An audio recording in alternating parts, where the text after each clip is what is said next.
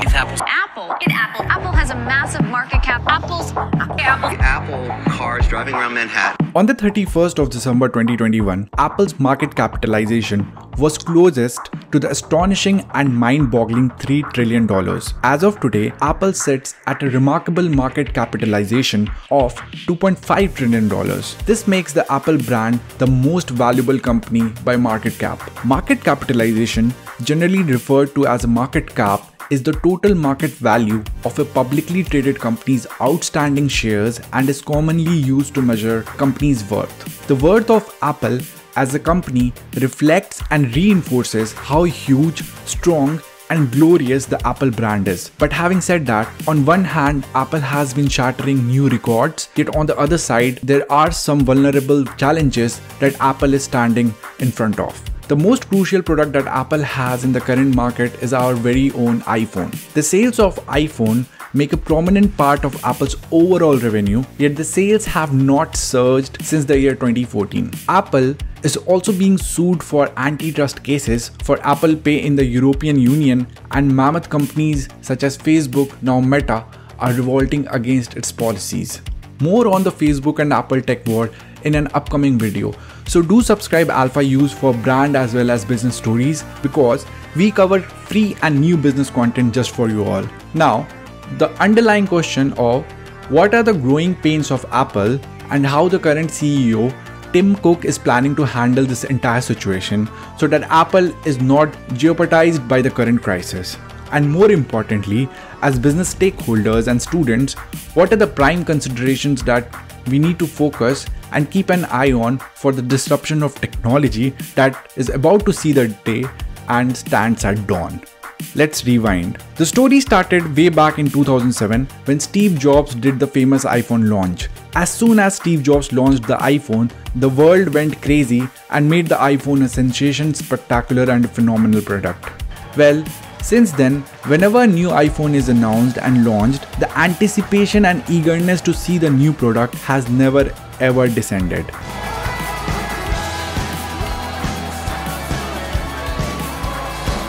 The prime reason why this happened was the iPhones which Apple launched back then were truly revolutionary and fantastic. If you compare the iPhone with the other phones, then you will realize a significant difference in both of them. While other phones had great keypads, the iPhone became a sensation overnight because of the huge and vital leap into touchscreen and also the introduction of the astounding App Store. Now, while other phones were trying to catch up with Apple touchscreen, iPhone 3G was 200% faster than the iPhone. Plus, the App Store started to have a lot of apps, which overall surged the utility value of iPhone to a mind-blowing extent. Similarly, the iPhone 4 was revolutionary because of the FaceTime HD camera and, more importantly, the introduction of iCloud, which allowed users to move seamlessly and integrate between different Apple devices. To be honest, only you Apple users can fully appreciate how legendary iCloud was, and it still is. Next, we had the iPhone 5, which had a fingerprint sensor, and Siri, which was fully functional. This was followed by the iPhone 6, which is not only among the best aesthetic designed smartphones in the world, but also raised the threshold of cameras in a phone. That's one of the prime reasons iPhone 6 became the highest sold iPhones in the history. More than 222 million units of iPhone 6 were sold, and by the time in 2015, Apple as a company was heavily dependent on the iPhone, as more than 61% of Apple's entire revenue came from the sales of iPhone. Here comes the turning point in the tech industry. As technology was more widely available and accessible for the masses, the competition which was lagging earlier in few aspects started catching up. There were only a limited sensational announcements which Apple could have made for the iPhone, and as we saw, every other phone started having face recognition, touchscreen, fingerprint and incredible cameras. Google Assistant seemed to be a way superior alternative to Apple's Siri, and not surprisingly, the sale of iPhone, which reached a record high of 231 million units, have not crossed that threshold in the last 7 years. Now, you might be wondering, then how Apple is the highest market capitalization in the whole world? Well, this year's iPhone revenue of Apple has surpassed the 2015 mark because of iPhone's sharp surge in the price, yet the unit sales still is below the 2015 mark. Therefore, Apple is on the verge of hitting the threshold because it can no longer raise the price of the iPhone. Additionally, there is a very little room for growth in terms of user acquisition unless the price is drastically reduced, and finally, if the price is reduced, the profit margins will suffer, which will have an impact on the biggest source of Apple's revenue. The underlying question is, what are the bold steps Apple is considering to take to reduce the overall risk? And once you buy this upsell product, you start receiving this unique ecosystem features such as AirPlay, AirDrop, Continuity, and iCloud that gives you that wow feeling. It ties the devices so well that it's now more difficult to break out of the Apple ecosystem. However, now Apple wants to make some alteration and modification. So, rather than having these applications to act as just retainers, Apple would build more apps and services to turn them into a cash cow and constantly profitable money-making machine. This might be a stupendous deal for Apple, as we are talking about one of the most powerful brands in the world which is changing its business model. Apple is deploying the razor blade model. The razor blade business model was pioneered and implemented by Gillette, where a company sells their initial product at a lower margin so that they can sell you a high margin, low cost product repeatedly to create a recurring income for the company. I will cover the Gillette case study in the near future, so consider subscribing to Alphause. With a supreme brand advocacy and having the world's largest market capitalization, Apple as a company is powerful enough to create new categories of products and disrupting an age-old industry. The classic example is that of the iPad, which formulated the new category of devices altogether. Eventually, we also saw the disruption of an old age industry where the Apple Watch was able to beat a century-old company like Rolex to become the world's largest watch manufacturer. Now, you might be wondering why Apple is entering the software services space and how will it impact and affect the industry leaders in various domains. Well, for starters, similar to the fundamental of the razor blade model, selling of software services is a recurring income stream with robust margins. Additionally, as a result, they also serve as a retainer hook to keep customers in their ecosystem. So it's a win-win situation for Apple to do that. And if you look at the numbers, it's clear that between 2015 and 2021, while the revenue from the iPhone increased steadily from $155 billion to $191 billion, which is a surge of 23.8%, revenue from services has increased by 243%, going from just $19 billion to $68 billion.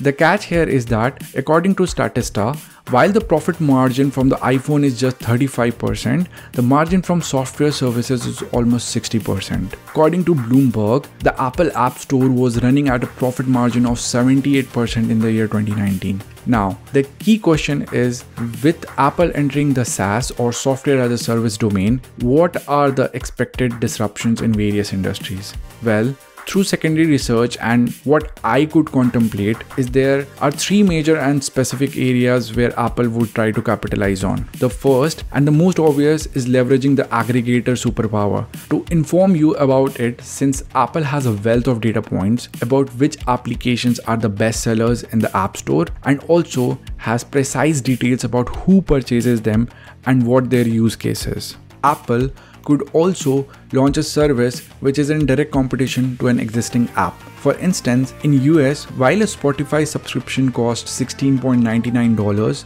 the Apple Music costs around $14.99. And the catch is, if somebody subscribes to paid service through the app, they must pay Apple 30% of that. In fact, all app purchases for digital goods require 30% to Apple on the App Store. Now, clearly, Spotify is at a disadvantage here, as it either must raise their prices or cut their margins, wherein Apple wins both ways, and there is a huge buzz on the antitrust case in the European Union for the same. The second way for Apple is by entering extremely high potential industries such as healthcare and fintech. As you have probably already noticed, they have already established a strong foundation with the Apple Card and the Apple Watch. Apple customers are a perfect audience for financial services as they are a premium target market by default. And with the amount of astounding data points, Apple sits at a very strategic position to sell healthcare services and solutions to its customers. If you try to contemplate it, then you would realize